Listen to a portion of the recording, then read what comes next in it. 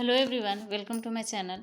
तो आज हम लेकर के आए हैं हिस्ट्री से मॉडल 12 बोर्ड में मॉडल पेपर को हम लेकर के आए हैं, जिसमें आज का हमारा क्वेश्चन रहेगा मल्टीपल चॉइस क्वेश्चन।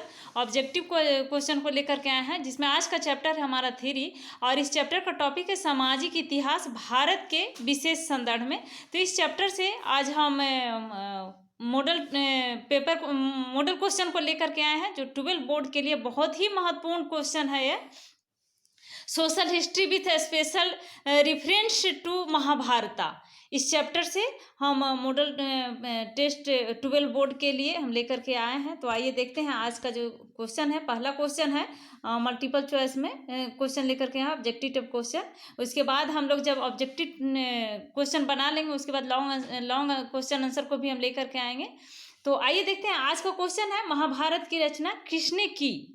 महाभारत की रचना किसने की? ऑप्शन में दिया हुआ वाल्मीकि, मनु, याज्ञवल्क्य, देव व्यास। तो महाभारत की रचना की है वो है वेद व्यास। वेद व्यास के द्वारा महाभारत की रचना की है। महाभारत की रचना वेद व्यास ने की है। इसका राइट आंसर हो जाएगा ऑप्शन डी। नेक्स्ट क्वेश्चन है महाभारत की रचना किस भाषा में हुई है? ऑप्शन में दिया हुआ है संस्कृत, पाली, प्राकृत, हिंदी। तो महाभारत की रचना हुई संस्कृत में। महाभारत की रचना वेद व्यास ने संस्कृत में की है। नेक्स्ट क्वेश्चन है महाभारत का युद्ध कुरुक्षेत्र के मैदान में कितने दिन चला? कुरुक्षेत्र के मैदान में महाभारत का युद्ध कुरुक्षेत्र के मैदान में चला था। तो कुरुक्षेत्र के मैदान में क्वेश्चन पूछ रहा है कि कितने दिन तक चला। ऑप्शन में दिया हुआ है 10 दिन, 12 दिन, 18 दिन या 20 दिन। तो इसका राइट आंसर हो जाएगा ऑप्शन सी, 18 दिन चला था कुरुक्षेत्र में महाभारत का युद्ध। महाभारत का युद्ध 18 दिन चला था कुरुक्षेत्र में। नेक्स्ट क्वेश्चन है महाभारत में कुल श्लोकों की संख्या क्या है? महाभारत में कुल श्लोकों की संख्या क्या है? तो इसका राइट आंसर हो जाएगा ऑप्शन बी,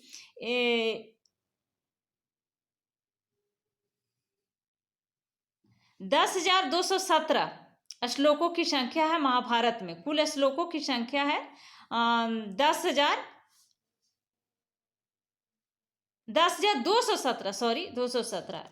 राइट आंसर हो जाएगा ऑप्शन बी। नेक्स्ट क्वेश्चन है महाभारत के किस पर्व में वर्ण व्यवस्था का उल्लेख मिलता है? किस पर्व में महाभारत का किस पर्व में वर्ण व्यवस्था का उल्लेख मिलता है? ऑप्शन दिया हुआ आदि पर्व, भीष्म पर्व, शांति पर्व या फिर इनमें से सभी। तो इसका राइट आंसर जगह ऑप्शन सी, शांति पर्व। महाभारत में शांति पर्व में वर्ण व्यवस्था का उल्लेख मिलता है। नेक्स्ट क्वेश्चन है ऋग्वेद की रचना कब हुई है? क्वेश्चन है ऋग्वेद की रचना कब हुई है? Question number 6। इसका राइट आंसर हो जाएगा ऑप्शन सी, 1000 ईसा पूर्व से 8000 ईसा पूर्व के बीच हुई है ऋग्वेद की रचना। 4 वेद होते हैं, ऋग्वेद, सामवेद, यजुर्वेद और यजुर्वेद और अथर्ववेद, जिसमें ऋग्वेद सबसे पुराना और सबसे बड़ा है। तो सबसे पुराना वेद है ऋग्वेद, जिसमें इसकी रचना हुई है। ऋग्वेद की रचना 1000 ईसा पूर्व से 800 ईसा पूर्व के बीच। नेक्स्ट क्वेश्चन है भगवत गीता का अंग्रेजी में किसने अनुवाद किया? भगवत गीता का अंग्रेजी में किसने अनुवाद किया? क्वेश्चन नंबर 7 का राइट आंसर हो जाएगा ऑप्शन ए, चार्ल्स विल्किंस ने। चार्ल्स विल्किंस के द्वारा अंग्रेजी में भगवत गीता का अनुवाद किया गया था। चार्ल्स विल्किंस ने भगवत गीता का अंग्रेजी में अनुवाद किया था। नेक्स्ट क्वेश्चन है ऋग्वेद के पुरुष सूक्त में सर्वप्रथम किस वर्ण का उल्लेख मिलता है? पुरुष सूक्त में, ऋग्वेद के पुरुष सूक्त में किस वर्ण का उल्लेख मिलता है सबसे पहले? तो इसमें ब्राह्मण वर्ण का उल्लेख मिलता है ऋग्वेद में। पुरुष सूक्त में सबसे पहले ब्राह्मण का उल्लेख मिलता है। राइट आंसर हो जाएगा ऑप्शन ए।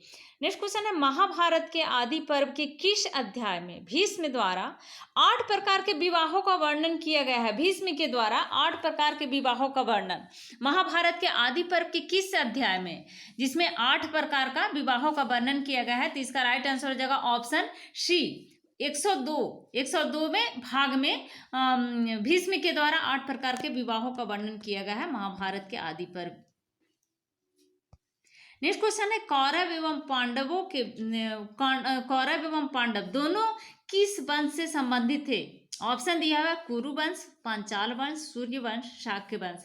तो कौरव और पांडव जो दोनों थे वो थे कुरु वंश से संबंधित थे। कुरु वंश राइट आंसर हो जाएगा ऑप्शन ए। नेक्स्ट क्वेश्चन है निम्न में से किस प्रसिद्ध संत ने गीता की भक्ति टीका मराठी में लिखा? निम्न में से किस प्रसिद्ध संत ने गीता की भक्ति टीका मराठी में लिखा है? एकनाथ, नामदेव, तुकाराम, मानेश्वर। इसका राइट आंसर हो जाएगा ऑप्शन डी, मानेश्वर ने। निम्न में से किस प्रसिद्ध संत ने गीता की भक्ति टीका मराठी में लिखी थी? तो मानेश्वर ने। नेक्स्ट क्वेश्चन है महर्षि व्यास द्वारा उत्पन्न संतान थी। महर्षि व्यास के द्वारा उत्पन्न संतान थी वो कौन थी? पांडु या फिर धृतराष्ट्र या विदुर या फिर ये सभी। तो क्वेश्चन नंबर 12 का राइट आंसर हो जाएगा ऑप्शन डी, ये सभी थे। पांडु भी थे, धृतराष्ट्र भी और विदुर भी थे। महर्षि व्यास द्वारा उत्पन्न संतान पांडु, धृतराष्ट्र, विदुर, ये सभी। क्वेश्चन नंबर 13 को देखते हैं।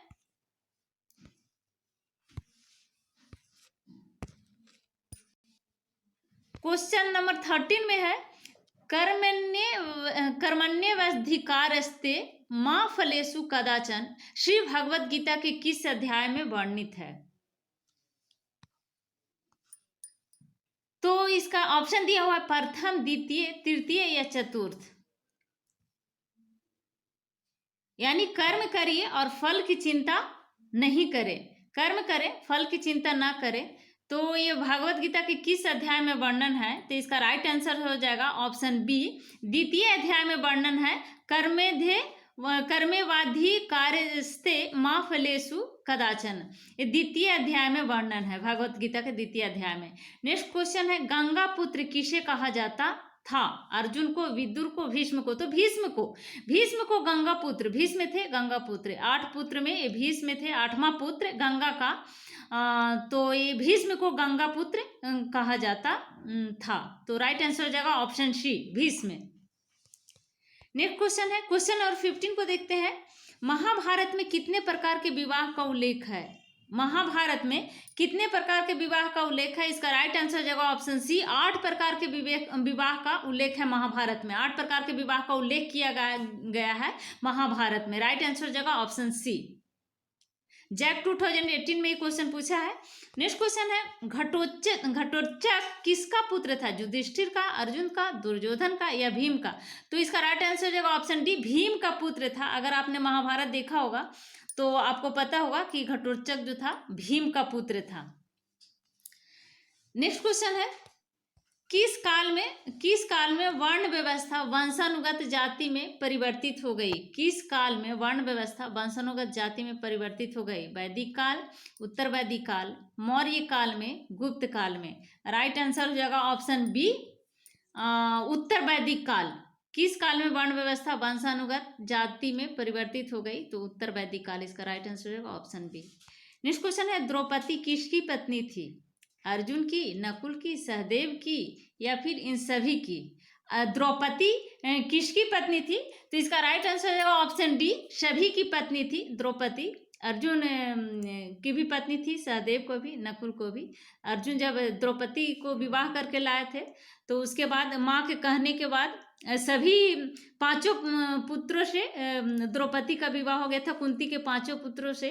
तो इस प्रकार से ये ऑप्शन में दिया हुआ है। तो इसमें अर्जुन, नकुल और सहदेव को, और युधिष्ठिर और भीम से भी हुआ था द्रौपदी की शादी।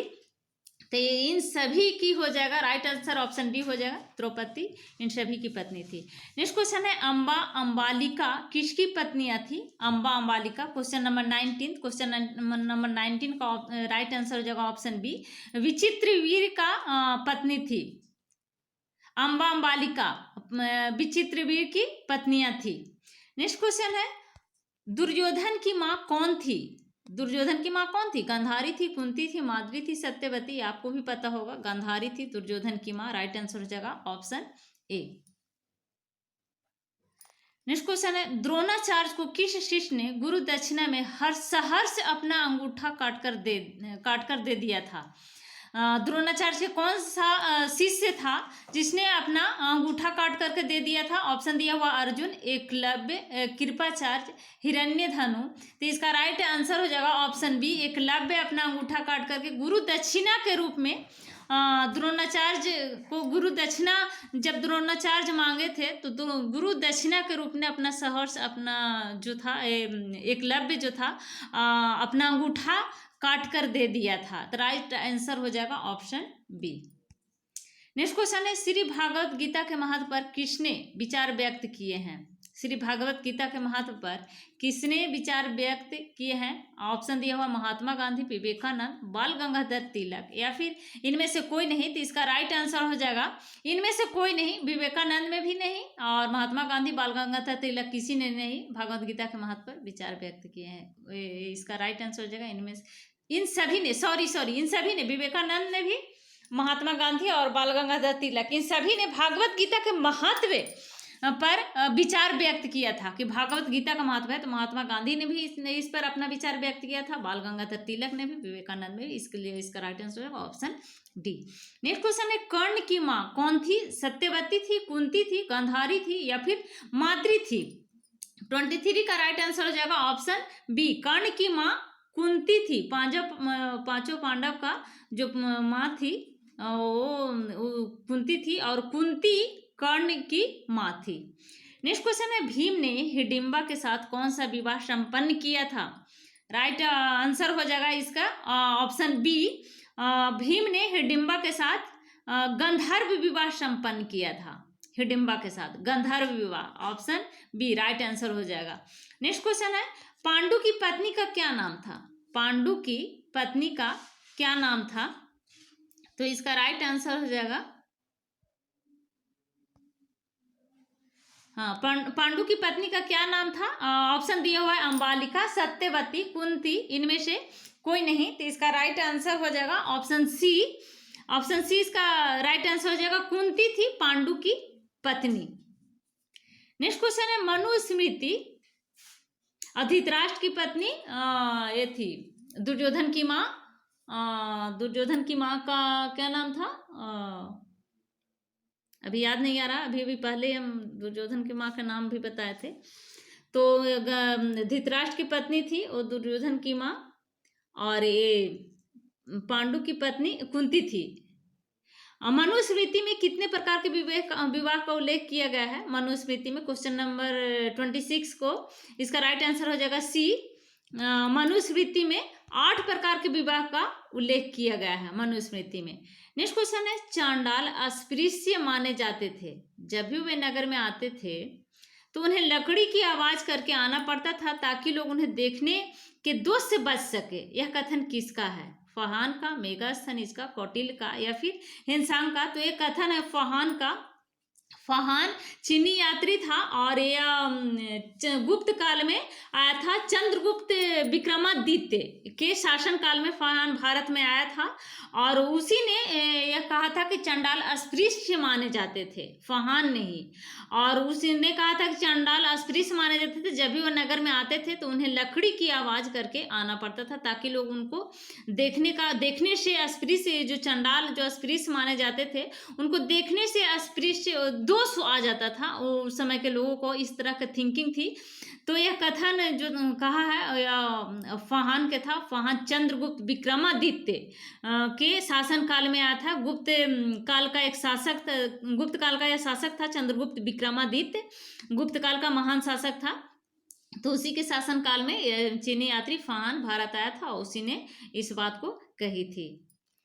तो ये थे आज के हमारे 12 बोर्ड के मॉडल टेस्ट पेपर के कुल 27 क्वेश्चन। 12 बोर्ड को ध्यान में रखते हुए हम इस मॉडल टेस्ट को लेकर के आए हैं। तो अगर अभी तक आपने मेरे चैनल को सब्सक्राइब नहीं किया है तो प्लीज़ मेरे चैनल को सब्सक्राइब करें, लाइक करें एंड शेयर करें। Thank you.